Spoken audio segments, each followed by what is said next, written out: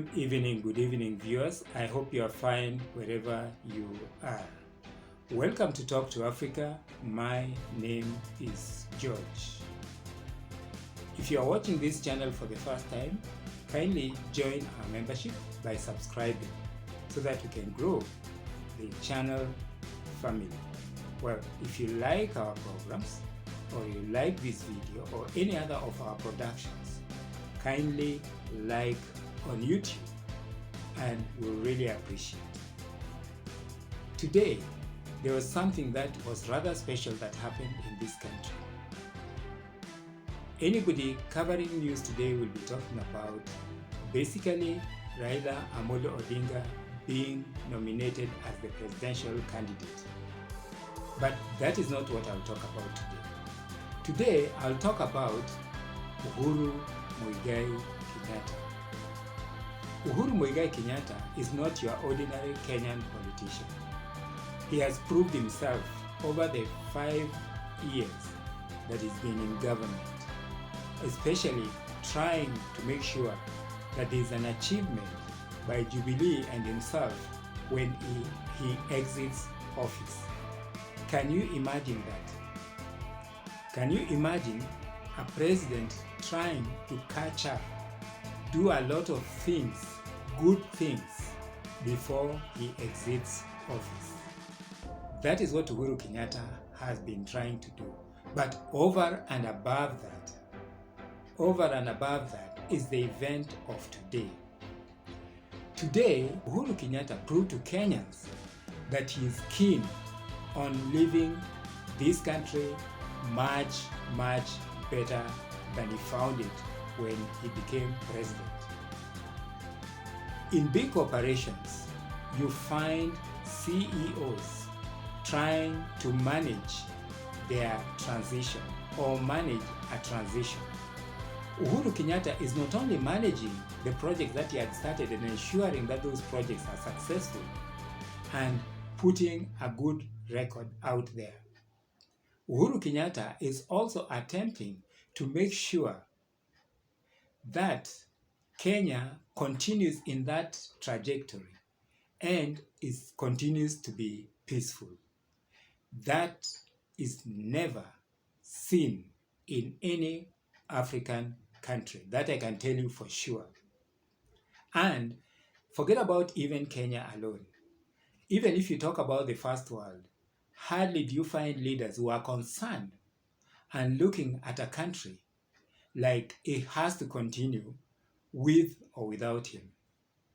Uhuru Kenyatta has told us so many times that he looked around and thought that Raila Amolo Odinga is best suited this time round to run or become the 5th president of the Republic of Kenya. To him, Kenya comes first. I can tell you for sure that historians will be looking back, researchers will be checking details, doing research on this particular successful transition and basically a good, sensible, non-political succession plan for the country. Uhuru Kenyatta is not looking at 5 years down the road. Uhuru Kenyatta is looking at 50 years down the road. He's looking at long after he's gone. As a matter of fact, I think a lot of people from his community will actually be looking at his image way after he's gone and will be wondering why they were so hard on Uhuru Kenyatta. So what am I talking about? I'm talking about a succession plan. Uhuru Kenyatta basically all along knew where he wants this country to go. He knew how he wants this country to be. He knew who is going to do what he wants done. And today, by endorsing Raila Amolo Odinga, it's just a bigger image. It's just a bigger gesture. It's just a bigger heart. It's basically somebody looking beyond himself. It's none really. Yes, you can say it's a political process, but to me, it's basically who is going to manage this country better. You know, Uhuru Kenyatta has done one thing that not any other African leader has done, not even in Tanzania. We keep pointing Tanzania in terms of succession and things like that. I remember there was a time when Uhuru Kenyatta actually called Raila Amolo Odinga. At that time, Raila had, I think he was sick, he had COVID, and they went inspecting the express road in Nairobi. And I was like wondering, what is it exactly? You know, is Uhuru Kenyatta just sympathetic of Raila because he's unwell? No. Uhuru Kenyatta, on top of that, on top of sympathizing with Raila Amolo Odinga, Uhuru Kenyatta was actually handing over projects, or at least then making Raila Amolo Odinga know where he has reached with certain projects.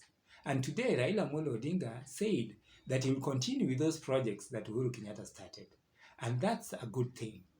That is something that is never had in any African country. And I can assure you, even out there, we keep talking about US, we talk about UK, we talk about Germany.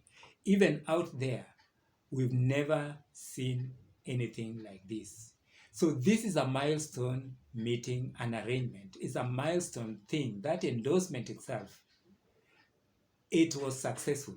But beyond that, the whole philosophy of it all is country first. So my question is now, is Raila Amolo Odinga going to handle this well? Is Raila Amolo Odinga going to reciprocate what Uhuru Kenyatta has done? Is Raila Amolo Odinga going to hand over and to get somebody who can also continue with that legacy when he leaves office? Remember, Raila Amolo Odinga has a lot of things on his plate. Number one, the thing in his plate is tribalism. He has to deal with it. And he has to be the first to show Kenyans that Uhuru Kenyatta was right and Uhuru Kenyatta made the right decision.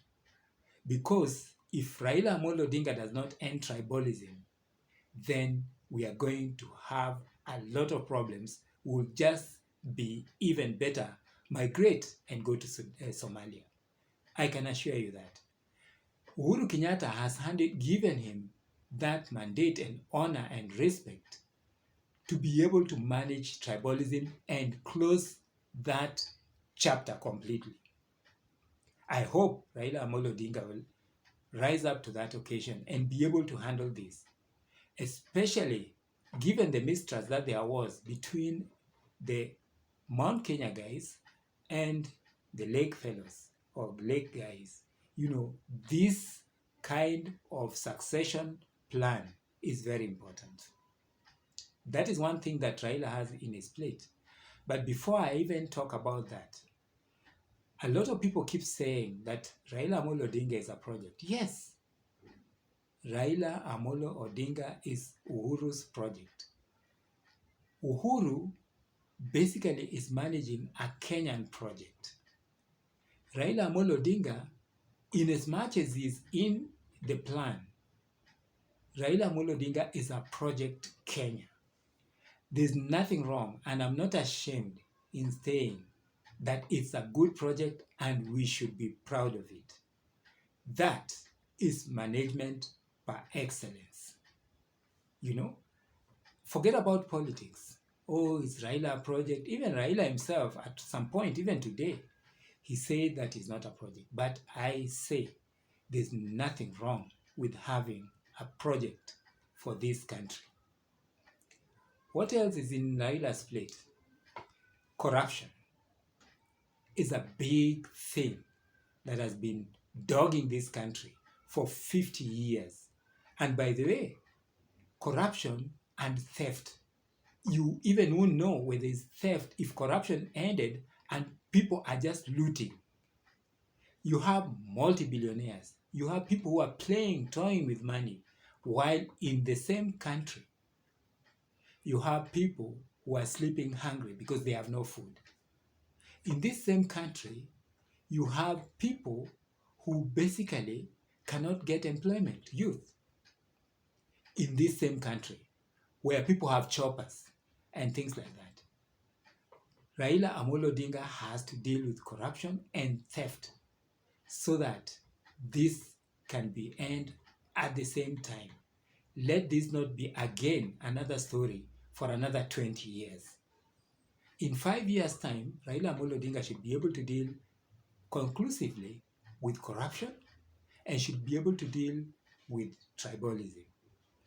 Then you have the issue of money in people's pockets, jobs for the youth. We keep talking about that. You have issues of devolution. You have so many issues that Raila Amolo Odinga has to handle, which Uhuru Kenyatta has played a big role in handing over a working government to him. Forget about those things of debt and those politics, ya pesanane. You can manage the debts. We can get out of this debt in 5 years or even less. I can tell you that for sure. And that is a program for another day. We are looking at peace and unity in this country. We are looking at the many people who basically, many youth who basically don't have employment. We are looking at those poor people who cannot even afford hospitals, go to hospitals for treatment. Raila Amolo Odinga has to deal with all that. But on top of everything else, there has to be the same thing, the same slogan, if I may call it, Azimio ya Umoja. He has to bring Umoja in Kenya so that this country can change for a change. Uhuru Kenyatta has done a very good succession plan. He's given Raila Amolo Odinga the ball, and all Raila Amolo Odinga needs to do is to score, because the goal is basically empty. What am I saying? I'm saying that today I can assure you that the 5th president of the Republic of Kenya will be none other than Raila Amolo Odinga. There are many people also in this country who basically have contributed to this success. You have Governor Mutua, you have Charity Ngilu, you have Kalonzo Musyoka, you have Gideon Moi, the owner of Mbas, Governor Kiraito, you have Kibudha Kibwana, you have so many people. You have CS Wamalwa, you have CS Munya, you have so many people, Dr. Fred Matiang'i, who basically are looking into a continuation of good work that Uhuru Kenyatta has started. Raila Amolo Odinga, I can tell you, it's a saying, but it applies to you. Be careful what you wish for, because you may just get it. You wanted the presidency, and you will get it. The question is, will you give the same respect back to Uhuru Kenyatta? Will you involve him in your government? There's nothing wrong with it. As a matter of fact, at this age, Uhuru Kenyatta cannot retire. That is a fallacy.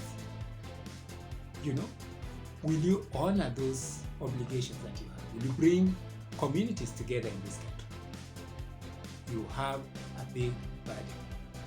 And you have to start by making sure that all Kenyans, all, especially from Mount Kenya, Western, Coast, feel they belong here and get that opportunity. Thank you very much for watching. Welcome to Talk to Africa. My name is George. Asante.